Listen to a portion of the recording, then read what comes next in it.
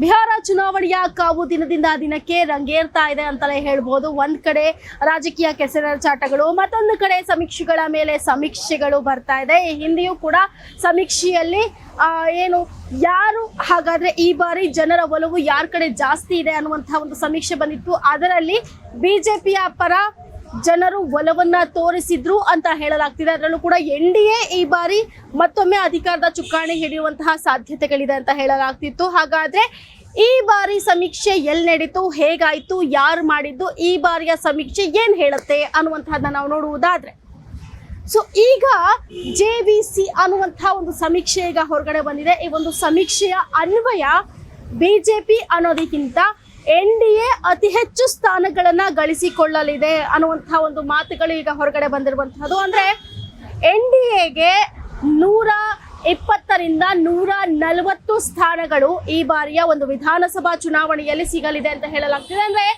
ಬಿಹಾರದಲ್ಲಿ ಇರುವಂತಹ ವಿಧಾನಸಭಾ ಚುನಾವಣೆಗಳ ಅಂದ್ರೆ ಸೀಟ್ಗಳ ಸಂಖ್ಯೆ ಬಂದು 243 ಕ್ಷೇತ್ರಗಳು.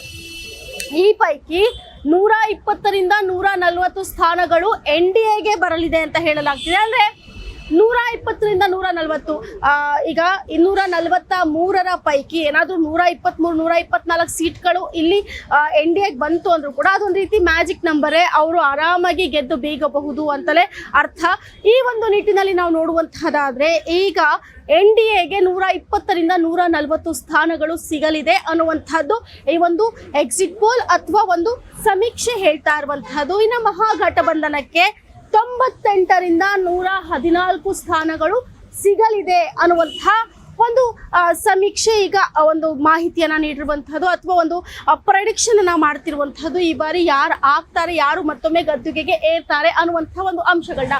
ಹಾಗಾದ್ರೆ ಪಕ್ಷವಾರು ನಾವು ನೋಡುವಂತಹದ್ದಾದ್ರೆ ಅಂದ್ರೆ ಪಕ್ಷವಾರು ಯಾರಿಗೆ ಜಾಸ್ತಿ ಓಟ್ಗಳು, ಯಾರಿಗೆ ಕಡಿಮೆ ಓಟ್ಗಳು ಅನ್ನುವಂತಹದನ್ನ ನಾವು ನೋಡುವುದಾದ್ರೆ, ಸೊ ಪಕ್ಷವಾರು ನಾವು ನೋಡುವಂತಹದ್ದಾದ್ರೆ NDA ಕೂಟದ ಪೈಕಿ ಬಿಜೆಪಿಗೆ ಅತಿ ಹೆಚ್ಚು ಓಟ್ಗಳು ಸಿಗುವಂತಹ ಚಾನ್ಸಸ್ ಇದೆ. ಅಂದ್ರೆ ಎಲ್ಲ ಒಂದ್ ಕಡೆ ನಿರೀಕ್ಷೆ ಕೂಡ ಇದೆ ಬಿಜೆಪಿಗೆ ಅತಿ ಹೆಚ್ಚು ಓಟ್ಗಳು ಸಿಗುತ್ತೆ ಅಂತ ಈ ಹಿಂದಿನಿಂದಲೂ ಕೂಡ. ಅದ್ರ ಅನ್ವಯ ನಾವು ನೋಡುವಂತಹದ್ದಾದ್ರೆ 70ರಿಂದ 81 ಸ್ಥಾನಗಳು ಬಿಹಾರದಲ್ಲಿ ಬಿಜೆಪಿಗೆ ಈ ಬಾರಿ ಸೀಟ್ಗಳು ಲಭಿಸಲಿದೆ ಅಂತ ಹೇಳಲಾಗ್ತಿದೆ.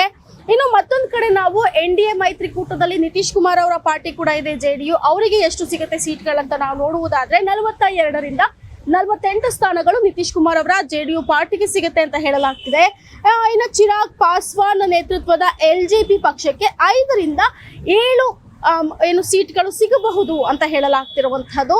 ಇನ್ನು ಜಿತನ್ ರಾಮ್ ಮಾಂಜಿ ಅವರ HAMSಗೆ 2 ಸ್ಥಾನಗಳು ಸಿಗಬಹುದು ಅಂತ ಹೇಳಲಾಗ್ತಾ ಇರುವಂತಹದ್ದು. RLMಗೆ 1ರಿಂದ 2 ಸ್ಥಾನಗಳು ಲಭಿಸಲಿದೆ ಅಂತ. ಇದಿಷ್ಟು ಕೂಡ NDA ಮೈತ್ರಿಕೂಟದಾಯ್ತು. ಇನ್ನು ನಾವು ಮಹಾಗಠಬಂಧನ್ ಅಥವಾ INDA ಮೈತ್ರಿಕೂಟವನ್ನ ನಾವು ನೋಡುವಂತಹದ್ದಾದ್ರೆ ಅಲ್ಲಿ ಮಹಾಗಠಬಂಧನದ ಪೈಕಿ RJDಗೆ 69ರಿಂದ 78 ಸ್ಥಾನಗಳು ಸಿಕ್ಕರೆ ಕಾಂಗ್ರೆಸ್ಗೆ 9ರಿಂದ 17 ಸ್ಥಾನಗಳು. ಇನ್ನು CPIಗೆ ನಾವು ನೋಡುವಂತಹದ್ದಾದ್ರೆ 12ರಿಂದ 14 ಸ್ಥಾನಗಳು ಸಿಗಬಹುದು. ಇನ್ನು CPI-MLಗೆ 12ರಿಂದ 14 ಸ್ಥಾನ ಸಿಕ್ಕರೆ CPIಗೆ 1 ಸ್ಥಾನ ಸಿಗಬಹುದು. CPMಗೆ 1ರಿಂದ 2 ಸ್ಥಾನಗಳು ಸಿಗಬಹುದು ಅಂತ ಹೇಳಲಾಗ್ತಾ ಇದೆ. ಸೊ ಇದು ಮಹಾಗಠಬಂಧನದ ಒಂದು ಅನಾಲಿಸಿಸ್ ಆಯ್ತು, ಈ ಒಂದು ಸಮೀಕ್ಷೆ ಅನಾಲಿಸಿಸ್. ಸೊ ಹಾಗಾದ್ರೆ ಈ ಬಾರಿಯ ಮುಖ್ಯಮಂತ್ರಿ ಕ್ಯಾಂಡಿಡೇಟ್ ಅಲ್ಲಿ ಯಾರಿಗೆ ಅತಿ ಹೆಚ್ಚು ಜನರ ಒಲವು ತೋರಿಸ್ತಾ ಇದ್ದಾರೆ? ಯಾಕಂದ್ರೆ ಸುಮಾರು 20 ವರ್ಷಗಳಿಂದ ಅಲ್ಲಿ ನಿತೀಶ್ ಕುಮಾರ್ ಅವರೇ ಅಧಿಕಾರವನ್ನ CM ಆಗಿ ಅಧಿಕಾರದ ಗದ್ದುಗೆಯನ್ನ ಏರ್ತಾ ಇರುವಂತಹದ್ದು. ಅವ್ರು ಯಾವುದೇ ಪಕ್ಷಕ್ಕೆ ಹೋಗ್ಲಿ, ಪಕ್ಷಾಂತರಿಯಾಗಿ ಯಾವುದೇ ಪಾರ್ಟಿಯಿಂದಲೂ ಅವ್ರು ಚುನಾವಣೆ ಎದುರಿಸಲಿ ಅಥವಾ ಮತ್ತೊಮ್ಮೆ ಸರ್ಕಾರ ರಚನೆ ಮಾಡ್ಲಿ, ಅವರೇ CM ಆಗಿ ಅಧಿಕಾರ ನಡೆಸ್ತಾ ಇರುವಂತಹದ್ದು. ಸೊ ಈ ಬಾರಿ ಜನರ ಒಲವು ಯಾರ ಕಡೆ ಇದೆ ಅಂತ ನಾವು ನೋಡುವುದಾದ್ರೆ ಈ ಒಂದು ಸಮೀಕ್ಷೆಯ ಪ್ರಕಾರ ತೇಜಸ್ವಿ ಯಾದವ್ಗೆ ಅತಿ ಹೆಚ್ಚು ಜನರು ಒಲವನ್ನ ತೋರಿಸ್ತಾ ಇರುವಂತಹದ್ದು. ಯಾಕಂದ್ರೆ ತೇಜಸ್ವಿ ಯಾದವ ಸಮುದಾಯದ ಒಂದು ಪ್ರಭಾವಳಿ ಆ ಭಾಗದಲ್ಲಿರೋದ್ರಿಂದ ಆ ಒಂದು ಸಮುದಾಯದ ಒಂದು ಮತಗಳು ಅವರಿಗೆ ಬರುವಂತಹ ಚಾನ್ಸಸ್ ದಟ್ಟವಾಗಿರುತ್ತೆ. ಜೊತೆಗೆ ಲಾಲು ಪ್ರಸಾದ್ ಯಾದವ್ ಅವರ ಪುತ್ರ ಅನ್ನುವಂಥದ್ದು ಒಂದು ಮ್ಯಾಟರ್ ಆಗುತ್ತೆ. ಇನ್ನೊಂದು ತೇಜಸ್ವಿ ಯಾದವ್ ಯೂತ್ ಲೀಡರ್ ಅನ್ನುವಂಥದ್ದನ್ನು ಕೂಡ ನಾವು ಇಲ್ಲಿ ಗಮನಿಸಬೇಕಾಗುತ್ತೆ. ಈ ಒಂದು ನಿಟ್ಟಿನಲ್ಲಿ ಅವರಿಗೆ ಜನಪ್ರಿಯತೆ ಜಾಸ್ತಿ ಸಿಗ್ತಾ ಇದೆ. ಸೊ ಮುಖ್ಯಮಂತ್ರಿ ಯಾರಾಗಬೇಕು ಅನ್ನುವಂಥ ಒಂದು ಸಮೀಕ್ಷೆಯಲ್ಲಿ RJDಯ ತೇಜಸ್ವಿ ಯಾದವ್ಗೆ ಅತಿ ಹೆಚ್ಚು ಜನ ಒಲವನ್ನ ತೋರಿಸ್ತಿರುವಂತದ್ದು. 33% ಜನ ಅವರು CM ಆಗ್ಬೇಕು ಅಂತ ಬಯಸ್ತಾ ಇದ್ದಾರೆ. ಇನ್ನು ನಿತೀಶ್ ಕುಮಾರ್ಗೆ ಹಾಗಾದ್ರೆ ಎಷ್ಟು ಪರ್ಸೆಂಟೇಜ್ ಜನ ಒಲವನ್ನ ತೋರಿಸ್ತಾ ಇದ್ದಾರೆ ಅನ್ನೋದು ನೋಡುವುದಾದ್ರೆ 29% ಜನ ನಿತೀಶ್ ಕುಮಾರ್ ಅವರ ಕಡೆಗೆ ಒಲವನ್ನ ತೋರಿಸ್ತಾ ಇರುವಂತಹದ್ದು. ಅವರು ಅಧಿಕಾರದ ಗದ್ದಿಗೆಯನ್ನ ಏರ್ಬೇಕು ಅನ್ನುವಂತಹ ಒಂದು ಅಭಿಪ್ರಾಯವನ್ನ ಹೊರಗಡೆ ಹಾಕ್ತಾ ಇದ್ದಾರೆ ಈ ಒಂದು ಸಮೀಕ್ಷೆಯ ಅನ್ವಯ. ಸೊ ಹಾಗಾದ್ರೆ ಬಿಹಾರದ ಎಲೆಕ್ಷನ್ ಏನು 2 ಹಂತದಲ್ಲಿ ನಡೆಯುತ್ತೆ. ಒಂದು ನವೆಂಬರ್ 6ಕ್ಕೆ ಮೊದಲನೇ ಹಂತದ ಚುನಾವಣೆ, ನವೆಂಬರ್ 11ಕ್ಕೆ 2ನೇ ಹಂತದ ಚುನಾವಣೆ, ನವೆಂಬರ್ 14ಕ್ಕೆ ಫಲಿತಾಂಶ.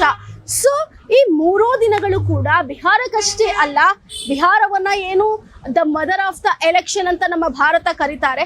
ಸೊ ಆ ಇಡೀ ಭಾರತಕ್ಕೆ ಈ ಒಂದು ಬಿಹಾರದ ಚುನಾವಣೆ ಆ ಒಂದು ರೀತಿಯಲ್ಲಿ ದೊಡ್ಡ ಪರಿಣಾಮವನ್ನ ಬೀರಲಿದೆ ಅಂತಲೇ ಹೇಳ್ಬೋದು. ಹೀಗಾಗಿ ನವೆಂಬರ್ 6ಕ್ಕೆ ಫಸ್ಟ್ ಹಂತದ ಚುನಾವಣೆ, ನವೆಂಬರ್ 11ಕ್ಕೆ 2ನೇ ಹಂತದ ಚುನಾವಣೆಯಲ್ಲಿ ಅಲ್ಲಿನ ಒಂದು ಎಲ್ಲಾ ಪಕ್ಷಗಳ ಅಭ್ಯರ್ಥಿಗಳ ಒಂದು ಭವಿಷ್ಯ ನಿರ್ಧಾರವಾಗುತ್ತೆ. ಆ ಭವಿಷ್ಯ ಏನಾಗಿರುತ್ತೆ ಅನ್ನೋದನ್ನ ನವೆಂಬರ್ 14ಕ್ಕೆ ಅಂದ್ರೆ ಮಕ್ಕಳ ದಿನಾಚರಣೆಯ ದಿನ ಪ್ರಕಟ ಮಾಡಲಾಗುತ್ತೆ.